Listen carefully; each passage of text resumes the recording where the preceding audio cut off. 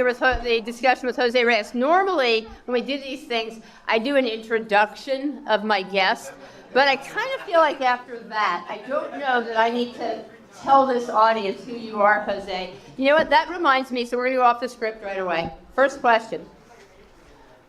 What, I guess that chant, that ole, ole, ole, that I thought of from soccer and Mets fans taking it and turning it into the Jose song and chant. First of all, what does it feel like to have 50,000 people, 40,000 people chanting that? And how do you feel today when it seems like there's other Jose chants and other things that have kind of spun off it, but I as far as I know, you were the original Jose chant. Yes.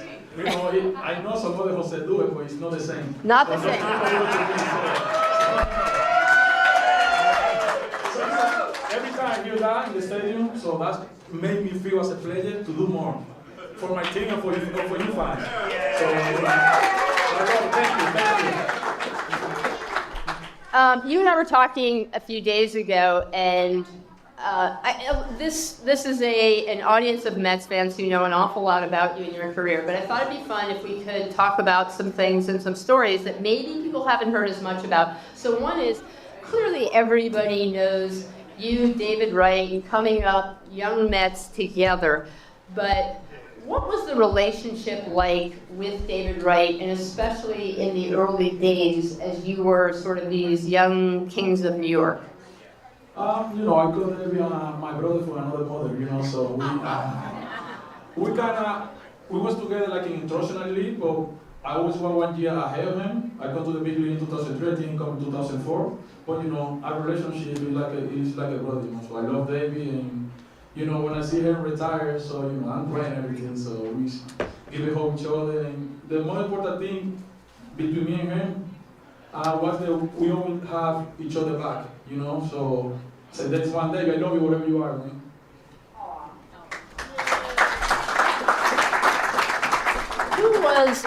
Who was a mentor to you early in your career, whether that was in the minor leagues, back in the Dominican Republic? You know, oftentimes I talk to players, managers, and to have the success and get where you've gotten, there were people who were a big influence early on. Some guy, his name is Juan Lopez, he's Puerto Rican. You know, he was the guy like, let me make a quick story. My first year when I fly into Kingsport, so you know, I never been to the United States, I don't know how to speak in English, and you know, it was kind of hard for me, and after I came here, that year, I don't have social security number, so I don't earn any money. So you can't even get paid?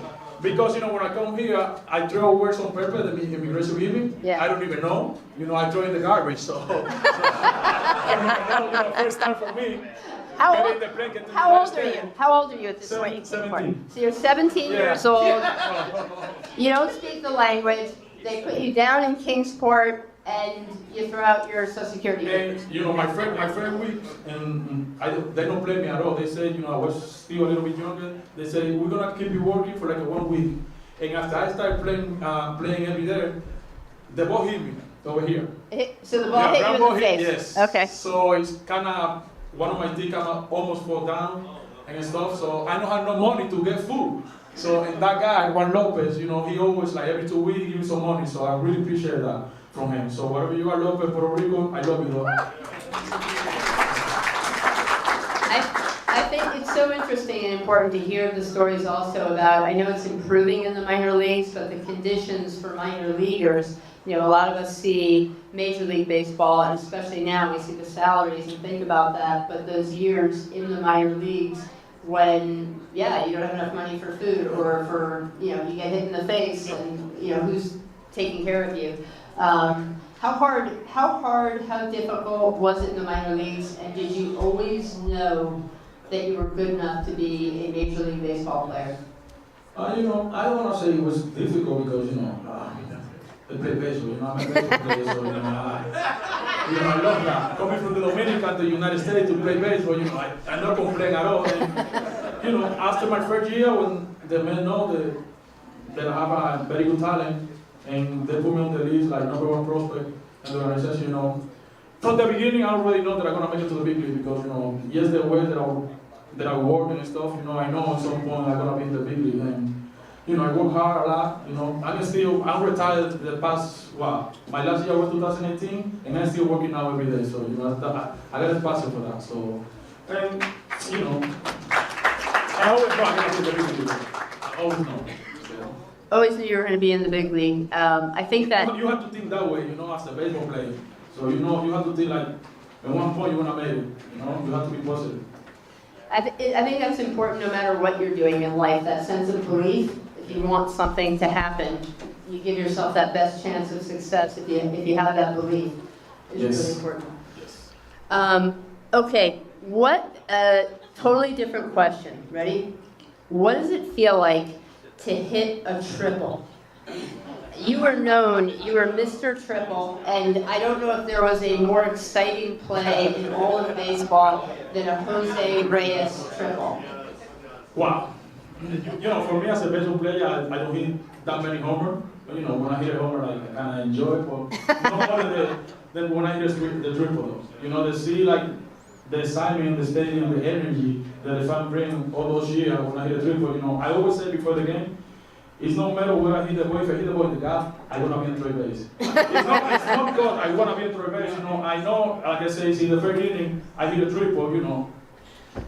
It's possible that we're going to score that run. It's a very good chance that we're going to score. I just want to put myself in great position to the guy behind me. They can contribute too. I know. I think Mets announcers called it this. I know. I always thought of this way. When you played, there was something that we thought of as a Reyes run. And a Reyes run was you were on first base, whether you walked, whether you got a hit, whatever. You're on first base. You steal second.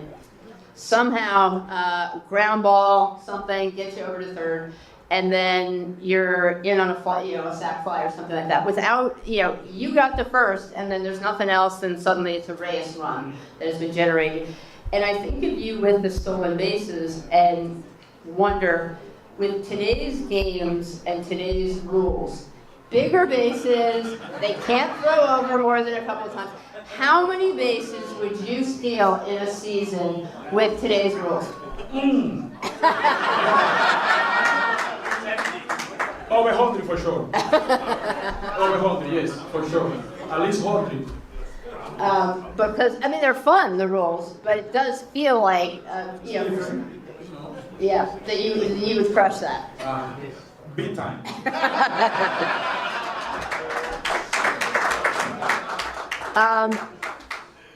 How, you mentioned, you even said, coming from the Dominican Republic, and obviously with Juan Soto out there, it's top of mind for Mets fans, a Dominican player. What was it like playing in New York, in New York City, in Queens? What was it like being a player from the Dominican Republic playing in New York, where there is such a big Dominican community, versus, let's say, playing in other places? New York, If you don't play New York, it's kind of like, So, not too many. I see a lot of superstars who come here and play in New York, and they don't do that good. The pressure here is another level because they want the team to win. I understand as a player for me and for them it was different because we're coming up from the system, from the Met system. So you were homegrown. Is the difference you think homegrown than someone else coming in? Yes, I told you I see a lot of free agent superstars to come here in New York, and his career is over here. Yes, I see a lot of people. I see Morgan. I see some other people. Not everybody can handle the pressure here in New York. So, Soto, come to the Met, please. We want to. They should, Steve Cohen should, make you part of the recruiting team. Get him to come here. The 2024 Mets were a really, really fun team and a really fun story. And I've had a lot of Mets fans who said to me, this was one of, if not the 2024 team, one of their favorite Mets teams of all time. It was a really fun team. And when I think of fun Mets teams that I've loved, another team that came to mind for me was actually the 2005 Mets. Or 2006. 2006, and here's the reason. 2006, look, I was there in the stands, Andy Chavez, I'm sure you guys were going to win. Game 7, you were there too. So, yeah, we all get that. But there's a difference with a season when you have the expectations and you think the team is maybe the best in baseball and you think they can win the World Series. And that was the 2006 team. I thought that team would win the World Series. 2005, you guys were more on the way up. I thought it was the building and the beginning of something. So I just was curious how you felt that 2005 team that was on the way up versus 2006 and all the expectations. You know, kind of 2005, 2016, they were totally different team. You know, we got different players in 2006 there was in 2005. But like you said, you know, 2005 like teach us to the team that we created in 2006. So, you know, kind of disappointed. Like 2006, we think we're gonna win at all. You know, but in baseball, you know, you never know. So it's something that you say, oh, this team gonna win at all. Maybe that team finished last of that division that year. You know, baseball is crazy. You know, but you know that was kind of my best year in baseball, 2006. So I love it. So 2006, when you think of that year, what's a memory that sticks out for 2006? We still think about it. So like how we lose, man, how we lose. You know, everybody, like I said, baseball is crazy. Nobody thinks that St. Louis is gonna end up with the World Series that year. So. I think they had 83 wins. They were a wild card team. Yeah. It absolutely seemed like the Mets were the better team, and then that happened. You know, we in 2024 and people still, what happened in 2006? People still.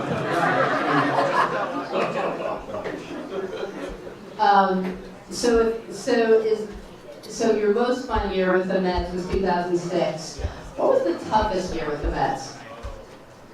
My tough year, I'm gonna say was 2004 because you know that year I started bad because they changed me to be a second baseman. So when they started Kazuma Sweet from Japan, you know. Right, After move to second base, and, you know, in that year I only played like 50 games, like 55 games. I had a lot of injury and stuff. You know, I think that was my, you know, that year I don't even want. So that was the toughest, all right. How, you know, from a player mindset, for somebody who accomplished as much as you did, you know, we hear about players who feel like their legacy, their resume was not complete because they did not win the World Series. How do you feel when you look back on your career? You achieved so much, you were an outstanding player, but, you know, and beloved clearly by Mets fans, but you see the 1986 team and the reunions and all of that.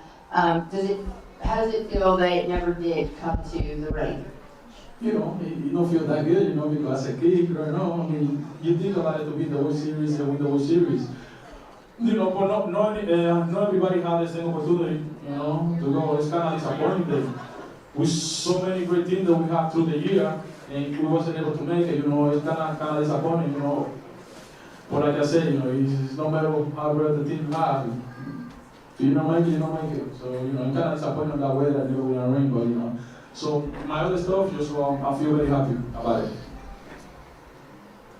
When, obviously you were the Mets, you had, you know, one of the segments that I think fans loved when you were Professor Reyes.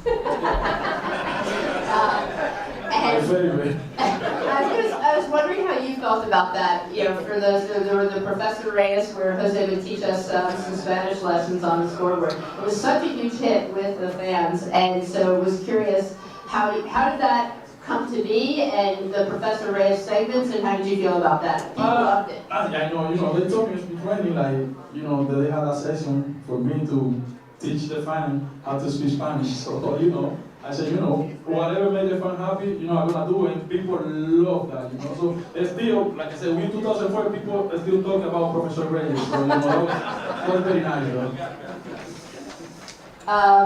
Another thing that I remember, and I think back with you, that at least to my memory, you were one of the first ones to do this, is you were someone who had a special handshake for your teammates. And it seems like every team has them these days, and they do that together. But ahead of time, you know. They don't like it before, you know. Some other teams they don't like it, but you know now everybody doing it. So I mean, you know. That is actually so true. There was this whole narrative back then of, you know, whether it was, you know, did it insult a team like the Marlins, and did they play harder against the Mets because you did a special handshake? And now it's like everybody does special handshakes, and players are throwing bats, you know, 40 feet in the air after they hit a home run. But what was the thought process? How did that come about? Like, how did you come up with the special handshakes with your different teammates? Like before the game, you know, I was kind of the guy who get to the ballpark like before everybody, kind of, you know, thinking about a handshake with everybody in my team, basically. So you know, just happened quick in 2 seconds. So I think it's something and said, you know, I got this for you. Let's do it. So everybody was open to do it. So that was nice. When I think of those teams, and yeah, the handshakes, all that, but you mentioned 2006, some of those players. Who, you know, if I give you a player, like tell me what you think when I think of it. So if I think of those teams, Cliff Floyd, what comes to mind when I say Cliff Floyd? Unbelievable human being, you know, very great teammate, you know. He was always open to do whatever to get the ball club win again. You know, I know he have a lot of injury too, you know, but he's a very good human being. About Carlos Delgado. You know, Ricardo, when he comes to the bedroom, you know, Ricardo kind of a little bit serious, you know. I don't think that he's gonna be ended up to do some handshake with me, you know. Ricardo is one of my best friends now, so you know, he's very good people too, very good guy. So it started off very serious, but ultimately yes. you cracked him, you got through. How about Carlos Beltran? Carlos, nice, you know, a little bit more quiet, you know, but still, Carlos is one of my best friends too, so, you know, I get along with everybody, you know, I got a very unique relationship with Carlos. So you can see and you know how much Mets fans loved you. What was the thought process? What happens when you become the free agent and you leave the Mets and you end up with the Marlins? First of all, you know, I wait for the last moment, waiting for the man to offer. You know, so and I had a contract with the money in the table, you know, and they say, you know, if you don't decide, we're gonna take that money away from the table. So and they never say, oh, we want you back. You know, they never offer anything. So you know, got a job to do. So and the money had a contract there, I had to take it. You know, so well, I want to stay in New York, but, you know, I don't want to leave, but part of the business. Part of the business, yeah. And then one of the things, obviously, you then, what does it feel like when you had been, you know, the fan favorite with New York, you go to Miami, and then suddenly, with the way things go down there, you're being traded to Toronto. And what's it like to feel like to get traded? I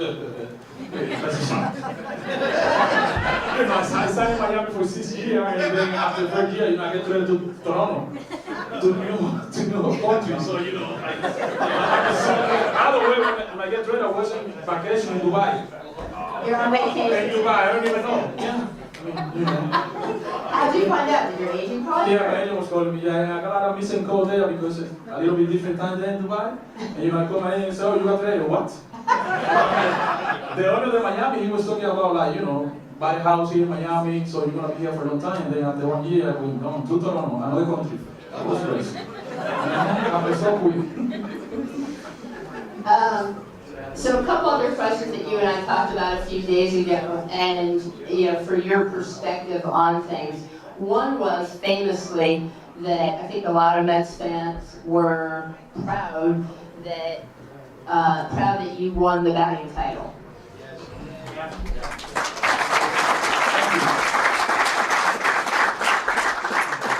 And it's an important milestone for the franchise. So Johan Santana, no hitter, Jose Reyes, batting title, but the way the season ends, the last game of the season, you come up, you get the one at bat, bunt base hit, and then I think it's a 337 batting average.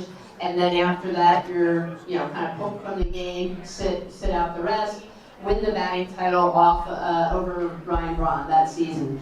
And there was, as you certainly are, you and I talked about, there was a bit of a backlash of people who were critical at the time, who thought somehow, I guess, maybe sportsmanship or fair play, you're obligated somehow to have all the at-bats in that one game when we're talking about, I know this is editorializing on my part, but it's a 6-month season, it's 162 games, and you've had all those at bats, and here there was this negative tone to something that was such a positive thing.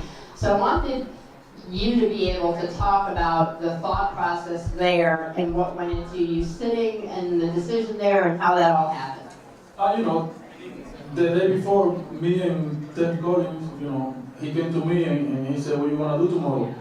So you want to play?" I said, "Yeah, I want to play, And we decided I'm going to take one at bat and, he's going to take me out of the game. It wasn't like I get in fair pitch and say, I'm out of the game. No, we already talked the day before. It's going to be one at bat. I know why a lot of people say because I was a free agent that year and they want to see me play at least the whole game, but that was something that me and TC, we were talking about it the day before, so, I feel good about it because, I'm the first baseball player for the organization to win a batting title.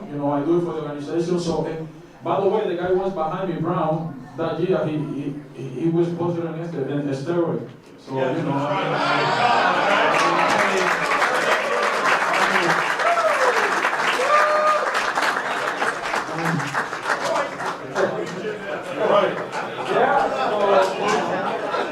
very good discipline. I was always thinking, I never understood the negativity there when the body of work of winning a batting title is 6 months and 162 games. And I understand, but that always was kind of crazy to me. But all right, what did it feel like? Obviously, the Mets' home right now is Citi Field, but what was it like specifically to play at Shea Stadium? And how did it feel the end of Shea Stadium? I feel Citi Field is nice, beautiful and stuff, but it's nothing better to play in Shea Stadium. Shea Stadium is I like Shea so much. So, I don't know if everybody else feels this way, but for me, yeah, there's no doubt. Citi Field is just a beautiful ballpark.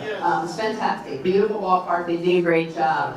But back to that 2006 season, and if anybody was there for that series against the Cardinals, it really was it felt like the stadium was shaking. Like you could feel Shea. Maybe it wasn't built as tall, I don't know. But it felt like it shook. When you were there, like you felt vibration. With the fans. So something else we talked about that wanted you to be able to share your point of view on your career. Obviously, you leave the Mets, and we talked about it's Miami, it's Toronto, and you end up in Colorado, and you get suspended, and you then get cut by Colorado, and there you are. And the Mets, we can be critical at times of the Mets and ownership and different things that have happened through the years, but the Mets reach out at that point to you and give you an opportunity to come back to the Mets. What did that feel like? What was your mindset? What were you going through at that time? By that time, a lot of stuff was happening, and, I don't even know what my future was by that time, and, Sandy was the GM, and he reached out to my agent and said, you're very good chance that we bring Reyes back, but he got to play third base, I say it's not even better situation for me than come back home and play for the Mets again and finish my career when everything started. So I feel very very happy about it that I came home. The last of my trip here and finished here in New York. Nothing else. So.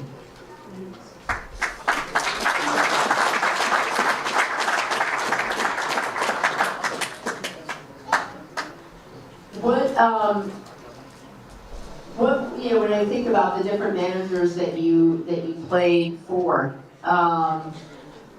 what was, how are they different, and what was, I don't know if you can say who was your favorite manager, but who did you love playing for, and why? As a baseball player, you need to love to play for any manager because you got a job to do, So I don't want to say that I got one favorite because I get along very good with every manager that I ever played. So I'm an easy guy, So I just like to enjoy the game the most that I can, So. And since you've been, I know you and I talked a little bit that since you've been retired, one other thing that maybe some Mets fans don't associate with you as much, but you also have kind of started a career in the music world. What? It's not a career, I think it's a hobby. A hobby in the music world. What made you want to have a hobby in the music world? What is it that you're doing these days that post baseball that you enjoy in music? I've been doing music for a long time now. So even my favorite music video was 2011. I think I do during the season. So something that I never do because I always I do before. Like one song every year after the season, but I don't wanna, when I was playing, I don't wanna, be in the music business and baseball at the same time. But like I said, it's my hobby, I still do music now for fun, I got my studio in the house and I don't play golf, you don't wanna see me in the, so I like music though, it's my hobby, everybody has a hobby, music is my hobby, my passion, I like it. So you were Candelita before. What did you think of all that? As somebody who was obviously an exciting player and played with flair, and a good defensive player, and also someone, as you said, who made a music video while you were a player, all that. To see what Jose Iglesias did and brought to this Mets team in 2024 with OMG, what did you think of that? I mean, did he sign yet? They need to sign him back. I mean,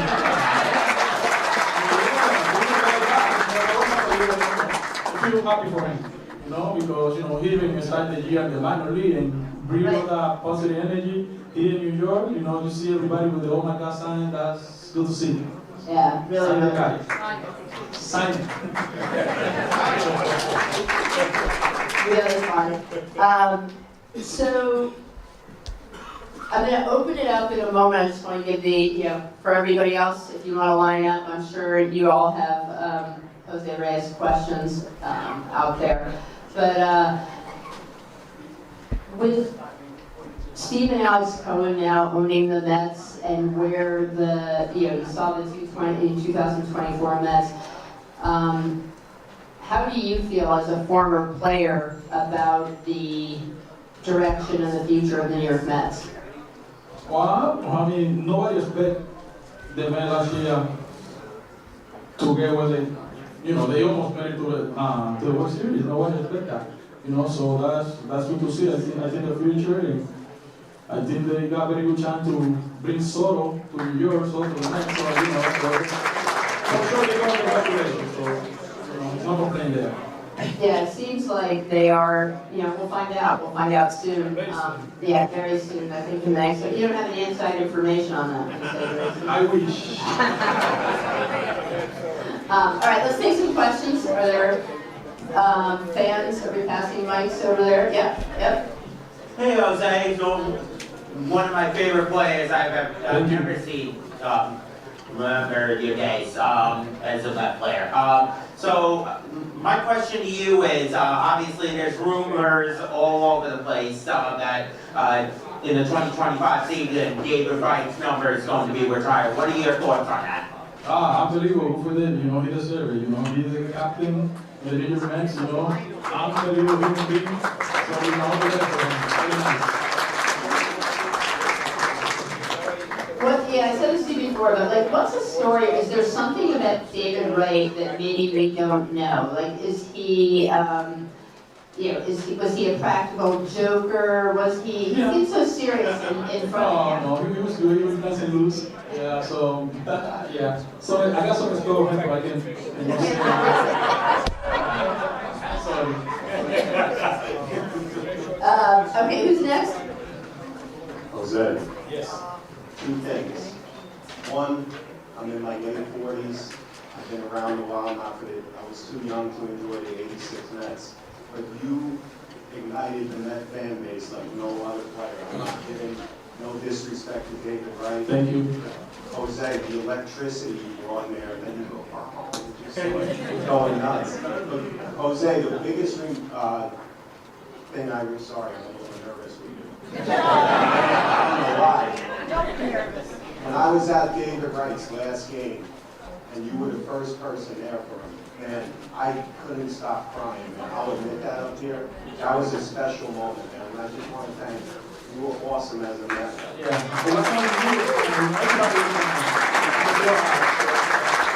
Thank you. That had to be hard with David because he was still so young and the back injuries. And what was that like when you saw him? Even whether you were when you watched him, even let's say that you weren't with the team yet. Again, you came back in 2016. So it's 2015 is when they went to the World Series. But just even watching from afar, when you saw him and you knew how much he was struggling with that back pain, to come back and have like a moment still that year. Yeah, when he retired, I think I was the fair guy that he told you that he was gonna retire, maybe after his family. So he bring me out outside the clubhouse and told me that's why when I started crying, he said, man, whatever is best for you and for your family, though, do it, so I'm gonna support you 100%. Yeah, you gotta be able to walk later in life with your kids with a back injury. Sorry about that. All right, who's up next? Question? Anybody? Oh, we got one back there. Yep. Hey, yeah, it was a ton of fun watching you play last. Just getting back to 2006 in Game 7, you came up right after Cliff Floyd. There's a lot of debate over what Willie Randolph should have done. He should have bunted. You got first and second going out down by 2 runs. And just love to hear from you, just given that you came up right after that. You're gonna second guess the manager right now. But yes, Met fans were critical of thinking, what should have happened to try and put runners in scoring position, all of that. Yeah, that's one way that being done by that time, but it's too late now, so Yeah, and look, so to build on that, how did you feel, obviously Carlos Beltran is up there, and Adam Wainwright with one of the nastiest curveballs that you could have seen, a future Hall of Famer in Adam Wainwright with a great curveball, drops that in there and freezes Carlos. And the whole stadium, 52,000 people, are silent for a moment. And then, you mentioned it before that Mets fans and playing in New York can be the best. It can also be very, very difficult. And how did you and the players feel or react to, I think there was a lot of anger or negativity from fans that Carlos stood up there and took strike 3. I mean, he don't do because he want to take that. It was nasty pitch. So he want to control that situation. Who as a baseball player, sometimes you strike out. That's part of the game. I know the situation there. That was different because we were close to the World Series, but he don't want to strike out in that situation. He want to control the team, and as a baseball player, stuff like that happens. Yeah, baseball, and everybody here knows it, you hear it all the time, that baseball is a game of failure. you know, when you're going to the Hall of Fame and you're failing 70% of the time. So that's baseball, but it just was so, yeah, noteworthy. It's very hard for Carlos, you know, that year, like, I know everybody was talking about that, still, in 2024, and we're still talking about that, he knows that. So, he don't want to start that. I think that's something I would guess for most of this audience, but I would think for you, I can speak for myself, is happy to see that Carlos is back in a role with the Mets. Yes, he was very much. I feel like he's also back where he belongs, Yes. in a way. Who's next? Question for Jose. Hi, Jose. Question, I don't know how much you can say on this. What was it like in the transition with the Willie Randolph to Jerry Manuel and that kind of fiasco that unloaded? What was it like around the team?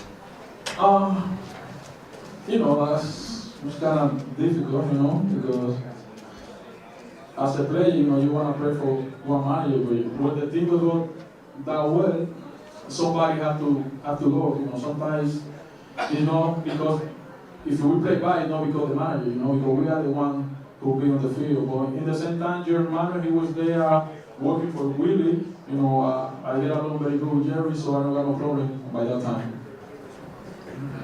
Yeah, I guess the classic thing, I think with that, whoever asked the question, the challenging thing there in that whole era, of course, was people weren't happy with the way it was also done.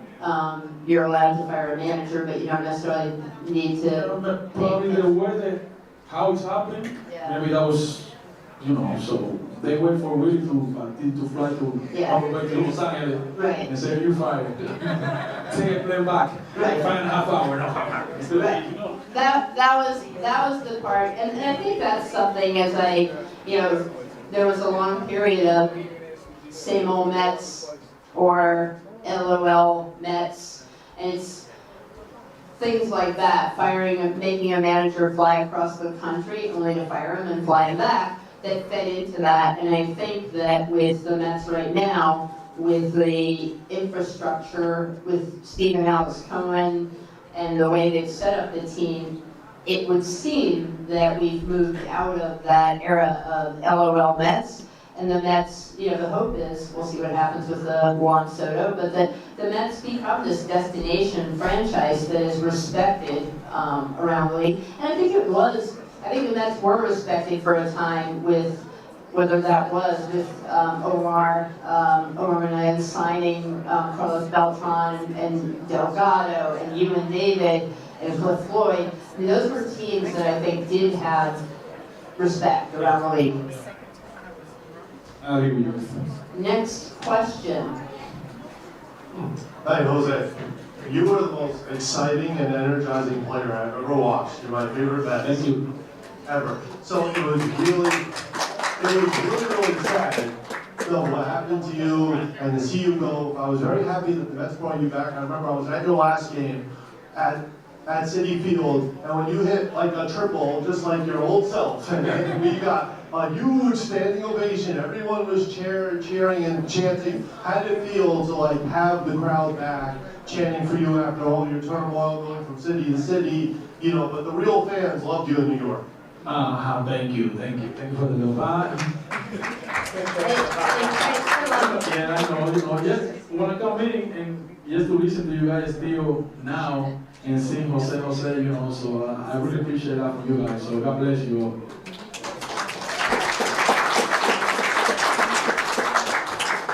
Yeah, sometimes when you talk about the challenges of playing in New York and the spotlight and all that, I also do think sometimes that for most of the folks out here who go into work and have jobs, that people don't show up at your place of work and chant, Jose, Jose. So with the downside comes the affection and the love and all of that. So you hope there's balance. Who's next? Somebody have a question there? Yeah. How you doing, Reyes? My name's Andy. I got a question. When you were younger, were there any veteran ball players that you looked to as a mentor on the team when you were here? Yes, I'm gonna say Julio Franco when he was there. Yep, You know, Franco? he was the guy that was Pedro Martinez too. Sure. So they give a lot of advice, Beltran, Delgado, so all the guys. So because me and David, we kind of was the younger guy on the team, and you know, so well, they always give us great advice. So that was good. Yeah, obviously Pedro Martinez, it was towards the end of his career, but what was it like being around a player like that you know is a first ballot Hall of Famer? You know, like play together with Pedro was kind of like a dream come true as a Dominican baseball player because you know Pedro Martinez and Sosa. Growing up, everybody looked up to those guys. So and yet to share the same field with Pedro Martinez and how unbelievable person that he is, I feel good about it. Yeah, I remember seeing Pedro sitting in the Mets dugout days when he was not pitching, talking to other pitchers and the lessons, and you could see what a baseball genius he is. He's a genius. He's a genius. Yeah. So when Pedro talks, you listen. Yeah. That and also for a person his size also seemed to have the world's largest hands. Yeah. So just a quick follow-up. So as a fan looking at it, did you feel more confident when you had Pedro on the mound? Because you knew that if he had you back, say you got hit, he's coming to defend you. So you probably wouldn't because he was on the mound. Did you feel that extra inspiration or feel galvanized with a guy like Martinez on the mound? Well, I don't want to say extra inspiration because, like I said, as a baseball player, you got a job to do. It's no matter who's pitching, who's hitting, but when he pitch, I just try to do what I do with whoever pitching, so I just try to get on base, try to score a run, try to hit triple, try, a lot of different stuff to put my team in great position to win. By the way, did you see last week the commissioner put out there he's considering the golden I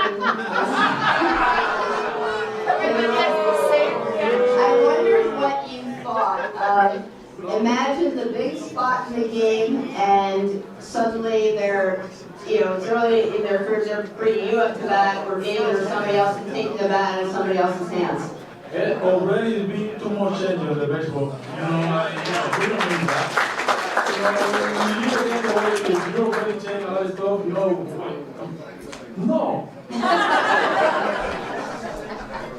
There you go. Jose says no. Hey Jose, you're one of the most energetic, bringing the energy into the team, the players that I've ever witnessed in my life, and we appreciate that. You're not always as celebrated that way with everybody around baseball, and I know that Mets fans here love you, and we know that you're an amazing player, and we will celebrate you forever, But my question is, how do you want to be remembered? What do you want your legacy to be remembered as? I mean, good question. One of the best Met players who ever put a jersey on it. So, so I feel, I know that I went away for a few years, so it wasn't my fault because I never want to leave New York. I want to stay my whole career for with one thing, and it doesn't happen. But so from my heart, from bottom of my heart, I love you guys. So I never want to leave. So I'm here. So.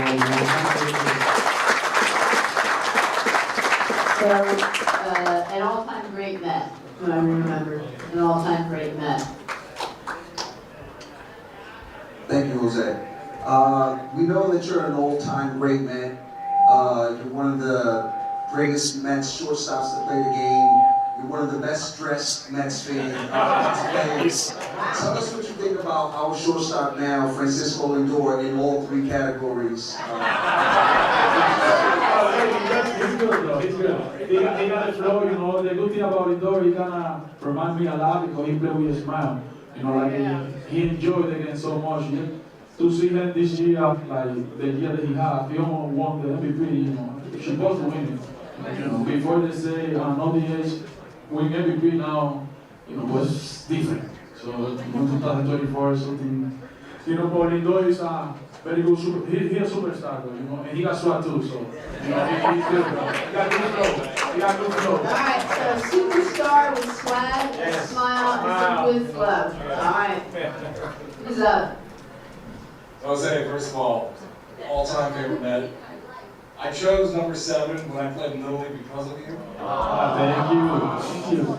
And I can speak for all of us here that we want you inducted into the Mets Hall of Fame.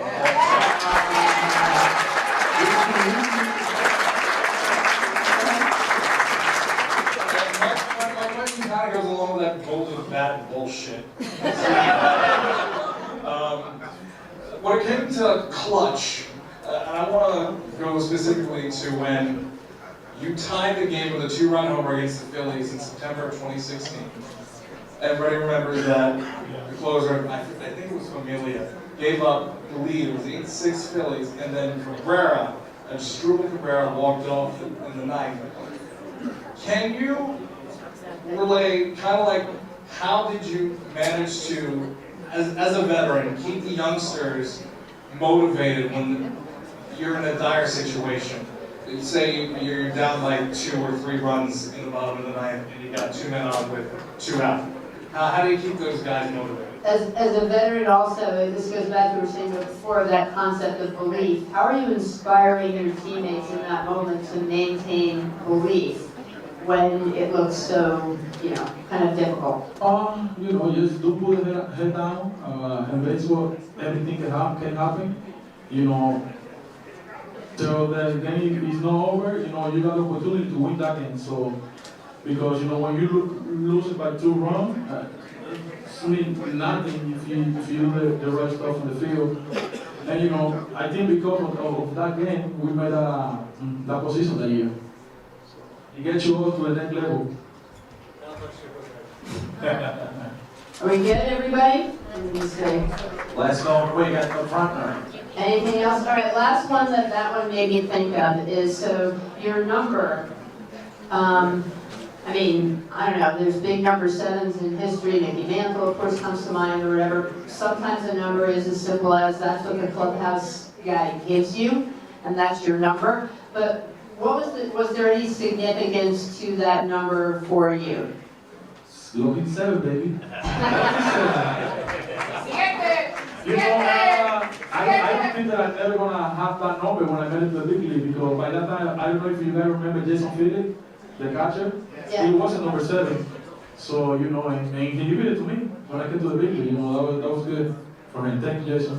That is nice for him, because back then, I mean, well... And I wasn't the minor league. Right, So he already the big league. Yeah, so to give it for a prospect as opposed to, usually you hear the story, some superstar comes over and gives somebody a Rolex. Well, when I come back, Jelton Dorno had number 7, I had to give her a Rolex. Yeah. We're gonna give her number 7. I made up the Rolex thing, but that is, I like what happens, and so that is very generous of him to have done that. All right, generous of Jose Reyes to give us this time. Thank you.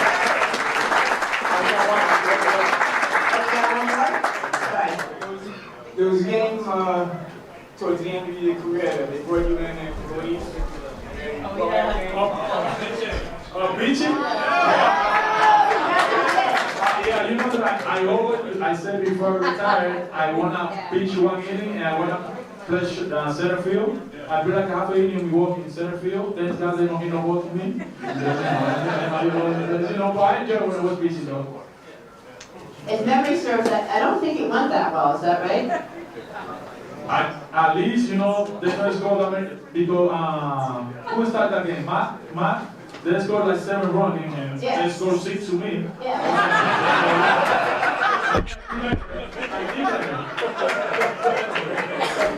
Thank you, Jose. Thank you.